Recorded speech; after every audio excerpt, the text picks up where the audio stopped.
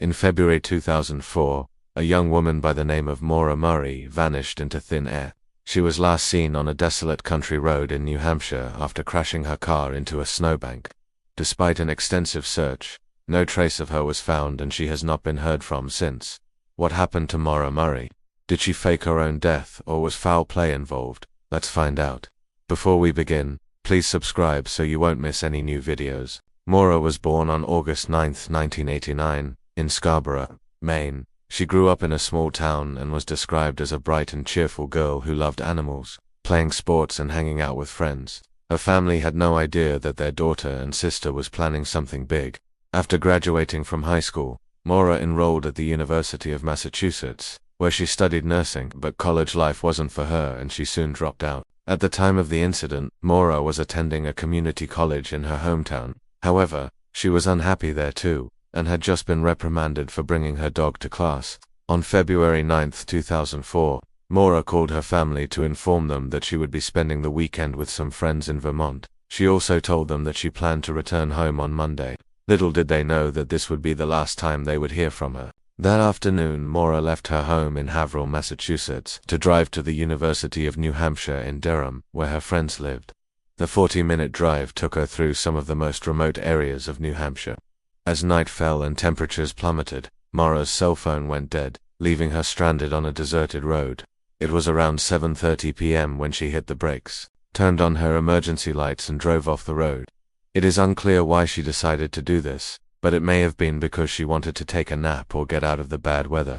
Whatever the reason, she parked her car in the middle of a snowbank and made a U-turn. This was the last confirmed sighting of her alive. The next morning, when Maura didn't show up for work at the college, her boss called her family to inquire about her whereabouts. They had no idea where she was and grew increasingly worried as the hours passed. So her mother, Lynn, called the police and reported her missing. When the cops arrived at the house, they noticed that Maura's car was still there, which was odd since she always took it to work. They also noticed that her bed hadn't been slept in and her computer had been left on, which indicated that she had left in a hurry. Additionally, one of her cell phones was missing, which was unusual because she never went anywhere without it. As the search for Maura expanded, investigators uncovered more clues that hinted at what might have happened to her. The first break came when someone contacted the police to report seeing a woman matching Maura's description hitchhiking along Route 112, the same road where her car was abandoned. The caller had no way of knowing that the person he saw was Maura. He simply thought it was strange to see a woman alone on such a desolate stretch of highway. But the next piece of evidence was more damning. A state trooper who searched the area where Maura's car was found discovered tire tracks that led away from the scene of the crime. And yes, this was definitely a crime scene. When the police arrived, Maura was nowhere to be found. Her car was unlocked, her purse and jacket were inside, and there was no sign of a struggle. In the days that followed, hundreds of volunteers combed through the woods near the crash site, but they came up empty-handed. Divers searched the nearby rivers and lakes, but there was no sign of Maura. Even the FBI got involved, but they were unable to locate her either. And here's where things get really strange. Almost a week after Maura disappeared, her 2003 Sentra was found abandoned on the side of a road in Conway, New Hampshire. Someone had obviously driven it there and left it there. Why, and how did they get it there? No one knows. Later, a witness came forward and said that they saw two people pushing the car down the highway. Unfortunately, they didn't get a good look at the driver, but they did notice that the passenger looked like Maura. If this is true, then she got into her car willingly, which means she was probably with her abductor. But why? There are several theories surrounding what happened to Maura. The first is that she faked her own death. Proponents of this theory point to the fact that her body was never found, which suggests that she could be alive somewhere. They also point to the fact that she was reprimanded at school for bringing her dog to class and speculate that she was ashamed and wanted to start over somewhere else. It's entirely possible that she got into her car and drove off, never to be seen again. However, there is no evidence to support this theory. Another theory is that Maura was kidnapped.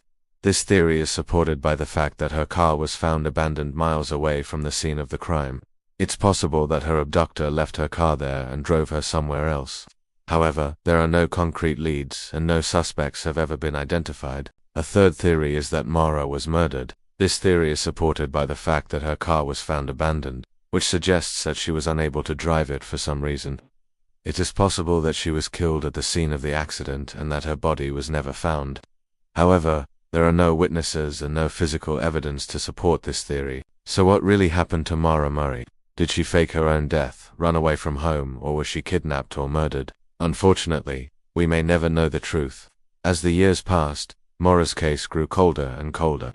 Her family refused to give up hope, though, and they hired a private investigator to look into her disappearance. In 2016, a new search was launched and hundreds of people gathered in the woods near the crash site to look for clues. But they came up empty-handed. Since then, her case has gone cold once again, and it seems that justice may never be served. Although Maura's case remains unsolved, there are lessons we can take away from it. First, we must never give up hope. No matter how difficult it may seem, there is always hope that our loved ones will be found safe and sound.